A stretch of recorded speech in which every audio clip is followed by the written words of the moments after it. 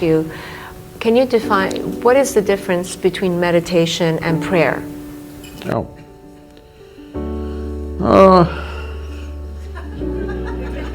You're trying to get me into trouble.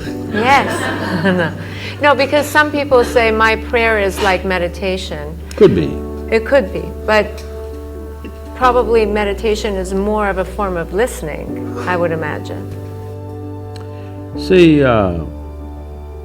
there is something called as organized prayer, and there is something that all of us may experience at some point. You don't have to be religious for this.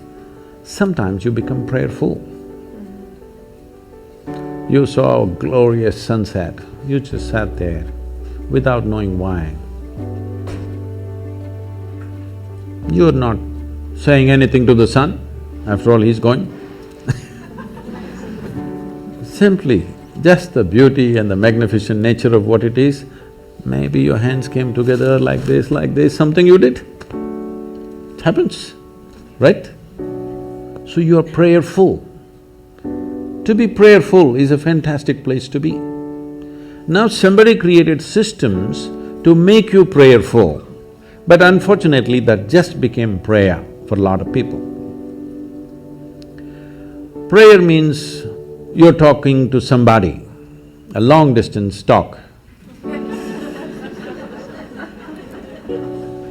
And unfortunately, if you look at the prayers on the planet, I would say 95% of the prayers on the planet, whatever kind of religion they belong to, is just about, dear God, give me this, give me that, save me, protect me. Is that so? Yes. So give me this, give me that, save me, protect me. Does it seem like a divine process to you, or does it seem like survival process outsourced? Yes. It's so true. It's very true. So, outsourcing your survival is not an efficient way to survive.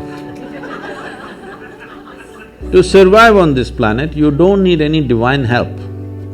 You just need 4 limbs and a few brain cells that work. That's all you need to survive. You don't need any other forces to come and cooperate with you for survival.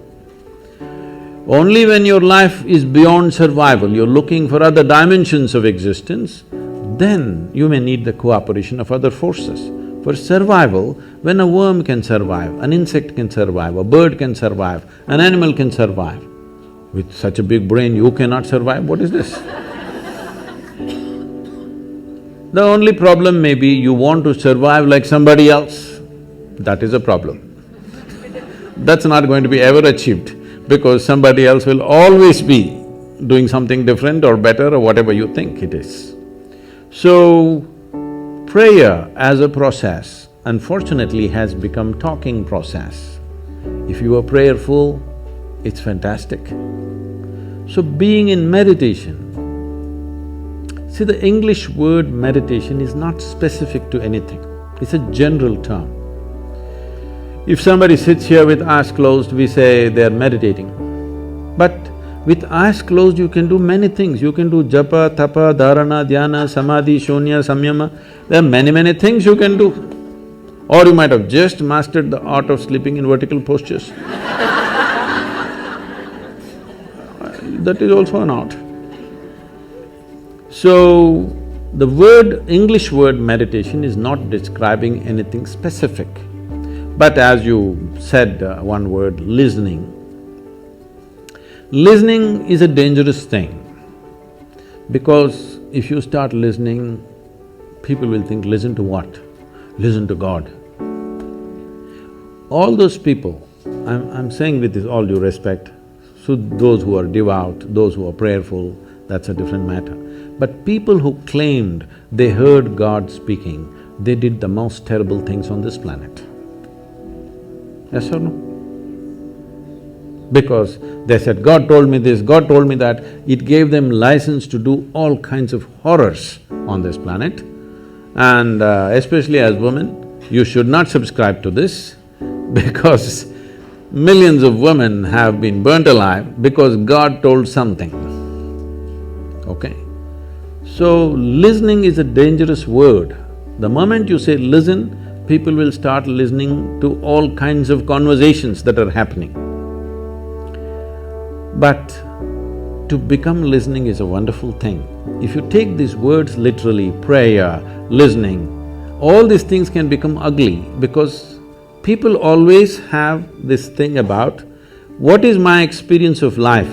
I translate everything according to that, isn't it? Whatever is told to me, I will translate it within the limitations of my experience of life.